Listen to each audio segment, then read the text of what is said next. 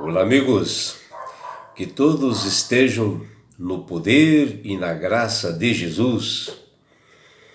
E daí, vamos recapitular a lição da escola sabatina que nós vimos nessa semana. E hoje, sexta-feira, 6 de maio, é um estudo adicional da lição 6, que ela tem como título As Raízes de Abrão.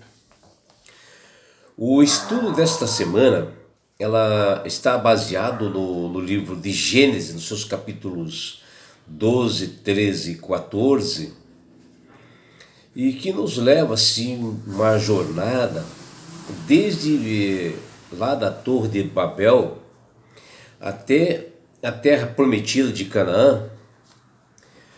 Porém agora, o principal personagem é Abrão, que por determinação de Deus, ele deixou sua casa, sua família, sua parentela e obedeceu a fim de dele ir para um lugar que ele deveria receber por herança, e partiu sem saber para onde ir. Foi somente pela fé em Deus, que está lá em Gênesis, seu capítulo, que está lá em Hebreus, nos capítulo 11, versículo 8. Quando Deus escolheu Abrão, não foi apenas por ele ser uma pessoa assim obediente, uma pessoa comprometida com Deus, um homem de fé, ou talvez ser simplesmente um amigo de Deus.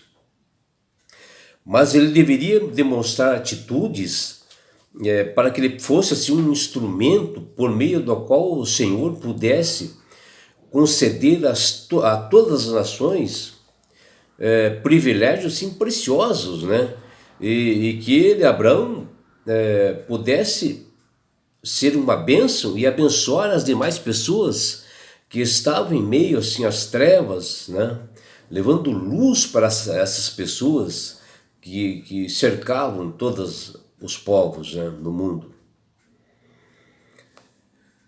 Tanto é que Deus fala a Abrão que o abençoaria tremendamente, e ele seria pai de uma grande nação. Mas Deus continua a falar e diz: Abrão, sê tu uma bênção. Você já parou assim para pensar, para meditar nisso, de você ser uma bênção? Não existe assim nenhum propósito de em sermos assim tão abençoados se nós vivermos somente para nós mesmos, sendo acumuladores de bênçãos. Não tem sentido algum. E Deus fez todos nós com um propósito, e isso inclui nós olharmos para as pessoas que estão ao nosso redor, na nossa família, no nosso trabalho, na nossa igreja, na sociedade, no esporte, em todos os lugares, para nós ajudarmos as pessoas que sofrem, para nós fazermos o bem, para nós sermos bênçãos para aquelas pessoas. O chamado de Abrão marcou assim o início de uma história que revelou a origem do povo de Israel, através do qual dali saiu o Messias que veio ao mundo.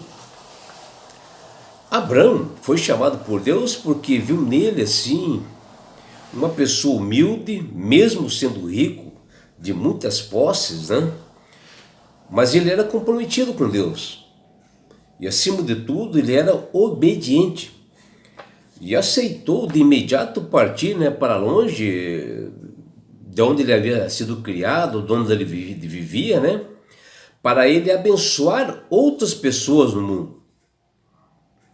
Um homem assim com muitas qualidades, que nós vemos nas Sagradas Escrituras, que ele estava assim no meio do mundo, em seu país, que estava na escuridão, que era a Babilônia. Ele morava lá na Babilônia, em Ur dos caldeus. E hoje ele é muito reconhecido, né, em todos os lugares por essa atitude que ele fez.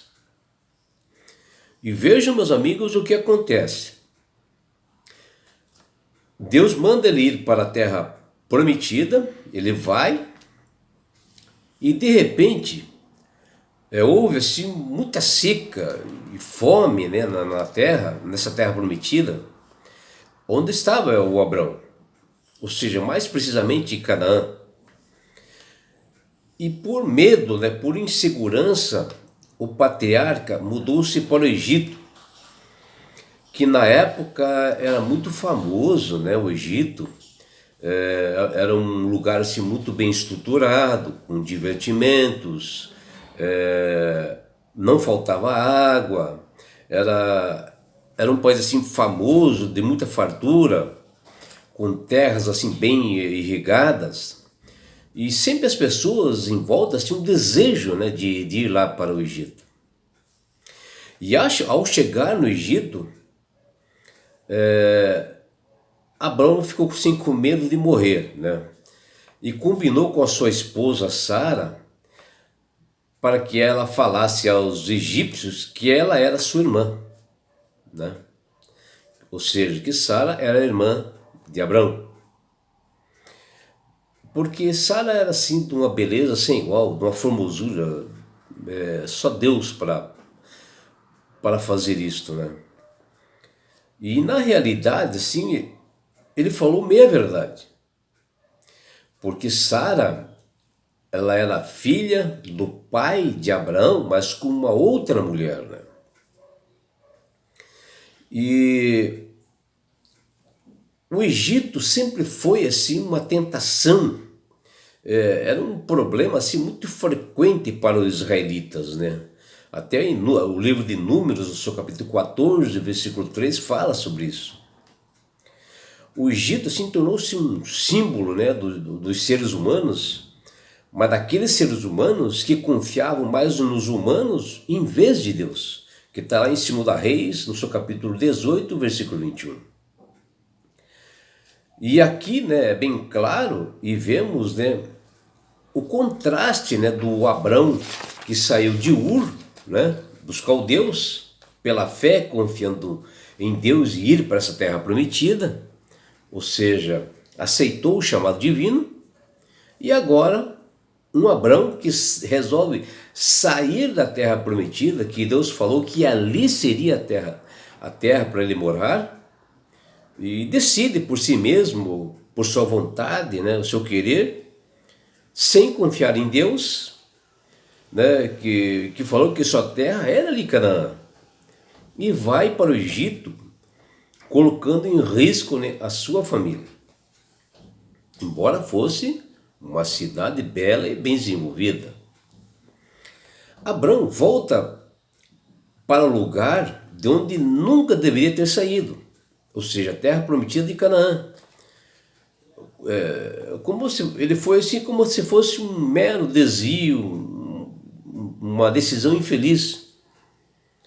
E ele acaba voltando, né, para a terra prometida, saiu do Egito e volta para a terra prometida, e volta a ser aquele Abrão de homem de fé, de determinação. Mas quando ele estava voltando para a terra prometida, houve uma divergência, né, entre os pastores de gado de Abrão e os pastores de gado do seu sobrinho Ló, que está lá em Gênesis, no seu capítulo 13, versículo 7. E Abrão, de imediato, né, diante desta contenda, dessa briga, Abrão abriu um diálogo com Ló e disse: não haja contenda, que está lá em Gênesis, no seu capítulo 13, versículo 8. E ali, conversando, resolveram se apartar, né, o Abrão e o Ló. Fez assim um acordo pacífico, né, o Abrão como uma pessoa que já tinha voltado aqueles valores, né, um homem de bondade, de amor, ele permitiu que Ló escolhesse primeiro as terras que ele gostaria. Que está lá em Gênesis, capítulo 13, versículo 9. E isto, né, em um ato generoso, porque as terras foram dadas por Deus para ele, Abraão. Ele era dono da terra, ele devia escolher o lugar que ele deveria ir. Mas não, ele deu oportunidade para seu filho Ló, seu sobrinho Ló, que logo, né, escolheu as melhores terras, ou seja, nas campinas do Jordão, um lugar fértil, bem regado, na direção de Sodoma e Gomorra. Embora Deus havia dado todas as terras para Abraão, e ali eles se separaram. E no lugar onde estava Ló, houve uma guerra de quatro exércitos, né, da Mesopotâmia e da Pérsia contra uma coalizão de 5 exércitos, né, por disputas assim de terras,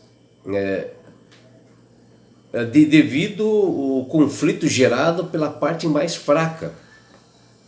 E a vitória veio pelo opressor. E eles capturaram, né, o sobrinho de Abraão, Ló, que na realidade a briga ali era uma questão de soberania das terras. E Abraão, né, habitando tranquilamente em paz nos carvalhais lá de Manre, soube através de um dos fugitivos dessa batalha que estava havendo e sobre a calamidade que recaiu sobre o seu sobrinho Ló, que eles capturaram ele, a sua família, e levaram todos os bens, levaram tudo, até os bens do rei de Sodoma e Gomorra. E Abraão, não guardando nenhum ressentimento assim no coração pela ingratidão de seu sobrinho Ló, consulta a Deus e prontamente ele reuniu seus homens, né, e algumas pessoas de Manre e Escol, que eram seus aliados, que está lá em Gênesis capítulo 14, versículo 13. Embora ele nunca foi assim, um homem preparado para a guerra, nunca foi um guerreiro, mas ele se viu obrigado a resgatar o seu amado sobrinho, e ele vai firme com fé, em determinação que vinha do Senhor dos Exércitos. E vence essa batalha, né, e livrou seu sobrinho, recuperando todos os bens, né, do seu sobrinho e também dos reis de Sodoma e Gomorra. E o rei de Sodoma e Gomorra, né, que foi liberto, ele preparou assim, algumas palavras, né, de agradecimento para Abraão. Porém, Abraão não deu assim muita bola, e ele foi interpelado pelo rei de Salém chamado Melquisedeque, que surgiu assim inesperadamente ali. E ele veio assim com palavras edificadoras, o Melquisedeque. Colocou a vitória de Abraão contra esses exércitos assim que eram muito mais poderosos, afirmando que essa vitória veio do Deus Altíssimo, falando a todos que estavam lá, inclusive os reis de Sodoma e Gomorra ouviram isso. Melquisedeque, ele tinha duas funções, né? Que era o rei de Salém e ele também era um sacerdote. E isso, na realidade, fez assim um tipo de Cristo, onde o nosso Senhor também é rei sacerdote, que hoje está no tabernáculo celestial, intercedendo por mim e por você. Que você, meu amigo, minha amiga, possa primeiramente confiar somente no Senhor Jesus,